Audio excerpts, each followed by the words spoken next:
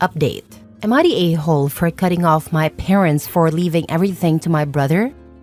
Original post. My 24 female brother, 32 male, is a failure to launch. He's never been very smart. He did badly in school and never went to college. He tried 2 different trade schools, welding and mechanics, but he basically flunked out of both. He works at a gas station now. My brother and I are our parents' only children. They always treated us relatively equally until adulthood. They always insisted we earn our own way and refused to pay for college or anything. I joined the military at 17, got an associate's degree while I was in, and my GI Bill went towards my bachelor's. I'm working towards my master's now. My husband and I have bought a house and have done well for ourselves. My parents, however, fully paid for my brother to try trade school twice. They've given him cash when he was behind on rent and countless loans. They support him cosplaying as an adult. Meanwhile, they never paid for my wedding, education, nothing.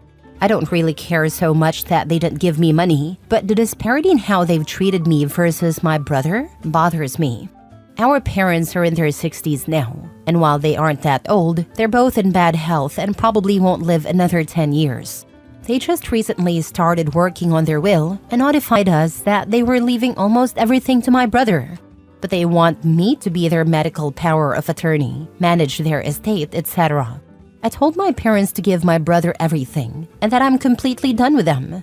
They told me to have some grace and understand the fact that he isn't very capable and needs their support, even after they're gone. My mother had a doctor's appointment this morning and asked me for a ride since she medically can't drive. I told her to ask her favorite child or pay for an Uber. Things have been tense and hostile.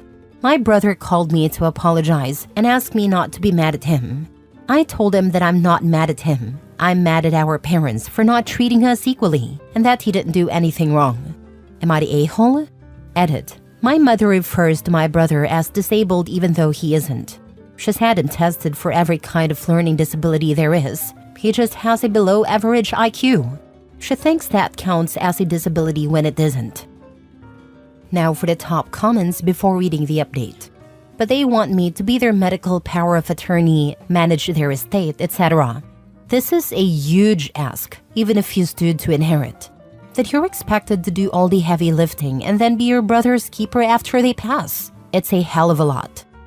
It does not sound disabled to me if he went to 2 different trade schools, welding and mechanic. Just lazy. Odds are if he gets the money, it'll not last him long. Then he'll be looking to you to pay his bills. He's not disabled, but he's very unintelligent and has poor critical thinking skills. He doesn't really understand how to manage money at all, despite having been taught how. If his IQ is that low, he is intellectually disabled. An IQ below 75 is considered intellectually impaired. It doesn't excuse the implied favoritism. When they had us tested, mine was 131, I believe, and his was around 80. It's been so many years, I'm having a hard time remembering. It definitely was above the cutoff for being considered intellectually disabled, because I remember them being surprised that he scored above it. Info needed. Why can't your brother live with them? Help them and take them to appointments. Seems like the least he can do. Can he drive? Is he disabled? Or just lazy? They don't want to ask him. He's forgetful and they probably wouldn't be able to rely on him anyways. Now for the update. Hey, so the consensus on my post was a bit of a mixed bag. I sat down with my parents and I wanted to give an update and answer some stuff. My brother is not actually disabled. He just has a low IQ, just over 80. You need an IQ under 70 where I live to be considered disabled and to qualify for any sort of benefits. My parents have babied him because from a young age, he wasn't as smart as other kids and had a low self-esteem because of that and was quick to give up on things when they seemed too hard. He does okay on his own now. He works and pays his bills most of the time. He drives and lives with a roommate. On to the update. I sat down with my parents and explained that I've always felt like they treated me worse than my brother. They always emphasized to me that as an adult, you need to support yourself and figure things out on your own. I had to join the military at 17 because I knew they'd kick me out when I was 18. My parents never offered me any support outside of raising me as a child. They didn't buy my husband and I a wedding gift. They didn't offer much of anything. Meanwhile, they brag about having over $1 million in the bank and having succeeded from nothing. Meanwhile, they paid to put my brother through 2 trade schools that he failed out of, offered him money to start his own business. They've always bailed him out when he was short on rent. For me, it's not so much about the money, but about the disparity in how we've been treated. It's obvious that they loved and cared for him more because they were willing to do these things for him, and not me. But despite them not being there for me, I've still done really well in life. I told my parents about all of this, and they were interrupting me and talking over me the whole time. They told me I'm not entitled to a dime when they die, and that I'm an adult and can handle myself. They just weren't understanding or even caring about my point. They told me I need to step up and treat them better, and that it's wrong of me to not take my sick mother to the doctor or take care of her because of money. Eventually, I just gave up on trying to talk about my feelings. They just don't care. I told them that they're adults, and they're not entitled to anything from me. Just like how they were never required to help me, I'm not required to help them. I told them to completely remove me from their will. I'm not willing to be their estate executor, medical power of attorney, nothing. I don't want a dime from them at this point. And I suggested they spend all the money they've saved over the years to pay for good nursing homes and an estate executor because I'm no longer willing to do anything for them. My mother was floored and asked if I'd really put my own parents in a nursing home. I asked if they'd really let their 17-year-old daughter join the army to get actually harassed by older men in order to go to school without taking on a huge debt. My parents cried and yelled at me, and I left. And that's that, I guess. I kind of feel relieved, like a massive weight is off my shoulders. I have a wonderful husband. We own a nice home. I'm getting ready to start working on my master's degree, and we're thinking about maybe having a baby soon.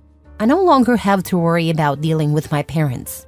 They're adults, and they can deal with their own problems, just like I've done mine. And yeah, that's it. I'm not sure if it's the update we wanted, but it is what it is.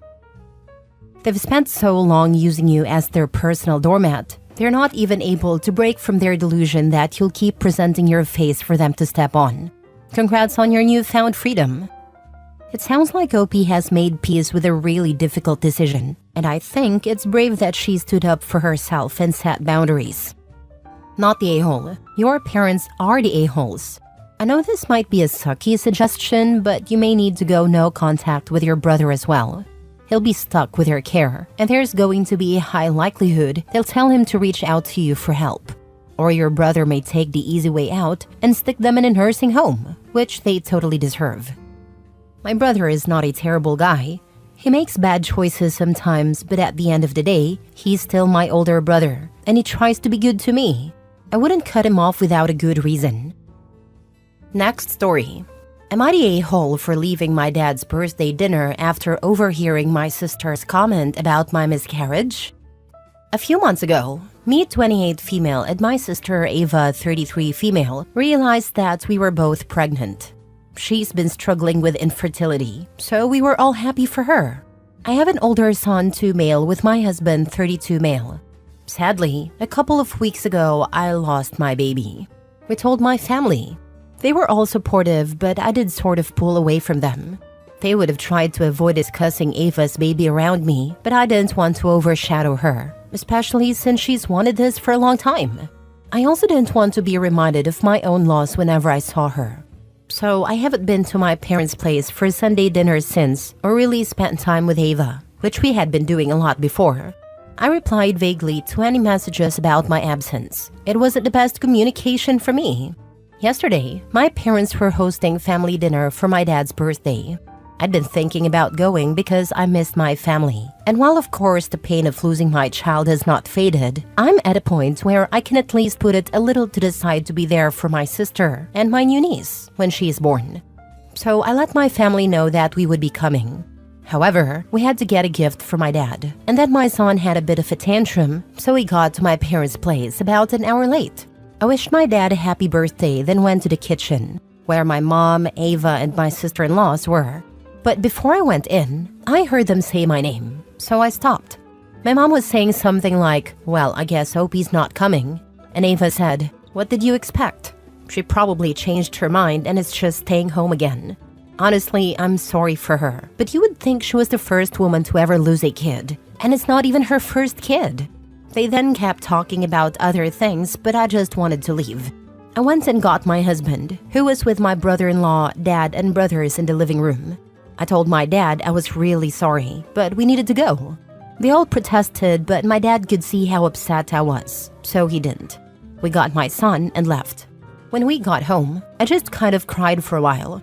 My husband asked me what happened, and I told him. He was angry that she said that, but thought we shouldn't have abruptly left because my dad had been looking forward to seeing us, and my son missed his cousins. After this, I was feeling conflicted. Later, my brother texted me, saying my dad had been really upset about us leaving and brought it up at dinner, which caused a whole fight because my mom and Ava realized that I must have heard them talking, and my dad was mad about it. My brother said that it was pretty bad and wished I had just stayed so none of it would have happened. Obviously, Ava didn't mean for me to hear that. They were all just frustrated that I'd been AWOL for so long. Now I feel bad because I didn't mean to ruin dinner. Obviously, what Ava said was hurtful, but I can see how my actions might have led to her saying something out of anger, and I could have talked to her about it later instead of just leaving. I don't know. Am I the a-hole? Jesus Christ. What is wrong with your family? It's been weeks since you lost your freaking baby. Weeks? You missed, what, 2 or 3 Sunday dinners? And this is how your mother and sisters speak of you? Then your brother wishes to rug sweep it all. Your family's clearly ridiculously non-confrontational, considering how it's been conditioned into you and your brother, because I would have stepped into that room immediately after hearing something so vile and told my father exactly why I was leaving. However, I understand that it was shocking, so I don't blame you for just leaving as opposed to breaking down or making a scene there. Even your husband is acting like you should have played along in those circumstances? Not the a-hole, but my lord, you're related to some troglodytes. You need to sit down and talk to your dad. He's on the right side of this, but even so, I don't believe he got the full story.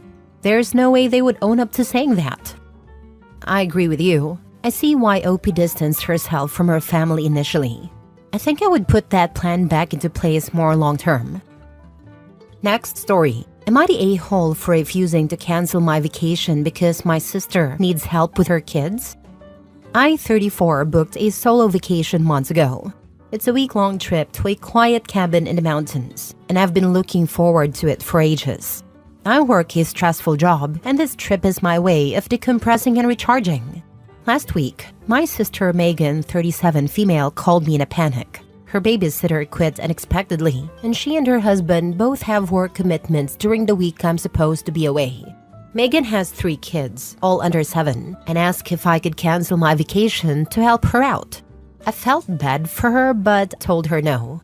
I explained that this trip was planned long before her babysitter quit, and that I really needed a time away. I even suggested she try backup childcare services or ask one of her in-laws, but she insisted I'm her best option because her kids know me well. Megan didn't take my refusal well. She accused me of being selfish and said, "Must be nice to have no responsibilities and just do whatever you want." She's since rallied some family members who are now calling me out for abandoning her in a tough situation. I love my sister and my nieces and nephew, but I don't feel like it's my job to sacrifice something I've planned for months because of her lack of a backup plan. My parents are divided. My dad says I'm entitled to my time off, while my mom thinks I should step up for family. Now I'm wondering if I'm being too rigid or if I'm justified in keeping my plans. Am I the a-hole for refusing to cancel my vacation to help my sister with her kids? Now for the comments. Sounds like Grandma just volunteered, right? If she feels so strongly about family stepping up, maybe she could help out instead. Funny how people are quick to suggest what others should do, but aren't as eager to step in themselves. Inconveniencing someone else is easier.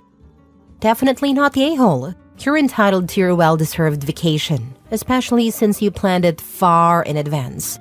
It's unfortunate that your sister is in a tough spot, but her childcare issues aren't your responsibilities. Offering suggestions for backup childcare was thoughtful. She's the one being unreasonable by expecting you to cancel your plans entirely. Enjoy your trip and recharge guilt-free. Thank you for understanding. It's been a tough decision because I do care about my sister and her kids, but I really need this time to reset. I appreciate you pointing out that I tried to help by offering suggestions. I was starting to feel like I didn't do enough. She's right. It is nice to have no responsibilities.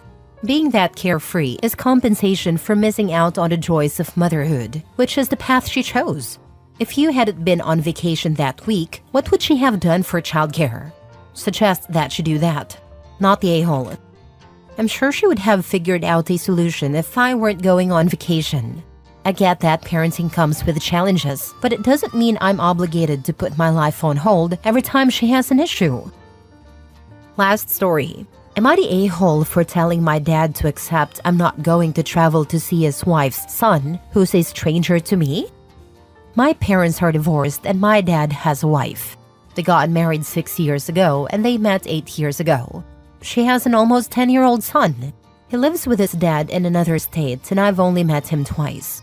I used to live equally with both of my parents until 3 years ago when I decided to live more with my mom. So I go to my dad's every other weekend now instead of every other week. And I'm 16, so I get some more sway in how I spend those 2 weekends a month with him. He doesn't get to demand a certain weekend like my parents could before. So my dad's wife's son is turning 10 soon, and they plan to fly out for his birthday. They said I needed to come with them. I said no and told Dad I'd see him another weekend. He told me we have to go as a family and I need to see my brother. I rolled my eyes at him and told him my mom's boyfriend's kids are people I know better and we don't call each other siblings. I also told him that his wife's kids and I share nothing and we're strangers, so he needs to stop acting like we're connected. He told me it's wrong to say we're strangers and that we're still family, even if we don't spend a lot of time together. And he said I need to make the effort to go. So I told him he needs to accept that I'm not going to travel out of state to see his wife's son who is, and always will be, a stranger to me. Dad said I was being disrespectful and dismissive, and that I should make the effort to get to know my only sibling and form a family. Am I the a-hole? Not the a-hole. I can never understand why so many parents try to force their kids into an unwanted blended family situation. It's weirder when there's such a big distance. We literally saw each other twice, and it's been so many years. That's not even blending families when it's like that. You can't force happy families. Your dad is delusional. You're right, he's wrong. Stick to your guns, not the a-hole. Right, and you can't really make strangers, not strangers like that either. And that's what we are. I don't know if he'd even remember me. I really don't remember much about meeting him.